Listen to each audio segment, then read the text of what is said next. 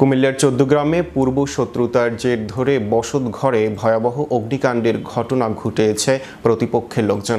ঘটনাটি ঘটেছে চৌদ্দগ্রাম উপজেলার ৫ নং শুভপুর ইউনিয়নে এর ফকিরহাট ছোট দলুয়া গ্রামে। মামলা সূত্রে জানা যায়, উপজেলার শুভপুর ইউনিয়ন ফকিরহাট ছোট দলুয়া গ্রামে পূর্ব শত্রুতার জের ধরে একই বাড়ির আবুল খায়েরের ছেলে রফিকুল ইসলাম, খোরশেদ আলম, সহযোগী শাহজাহান সায়েদ মিয়া সহ সংঘবদ্ধ দল বাচ্চু মিয়ার ছেলে আব্দুর রহিমের ঘরে কেরোসিন ঢেলে আগুন লাগিয়ে দেয়। মুহূর্তে আগুনের লেলিহান শিখা পুরো ঘরে ছড়িয়ে পড়ে। এ সময় ঘরে থাকা আসবাবপত্র, টাকা, স্বর্ণ গহনা, কাপড় চোপড় পুড়ে ছাই হয়ে যায়। আগুনে পুড়ে আনুমানিক ১০ লক্ষ টাকার ক্ষয়ক্ষতি হয় বলে জানান ভুক্তভোগী পরিবার। যখন আগুন লাগছে আমরা শুনছি, আবাস পাই আইছি, যারা আগুন লাগাইছে তারা পেট্রোলের ডাব্বা ছিল তাদের হাতে, তারা পালাইতেছে।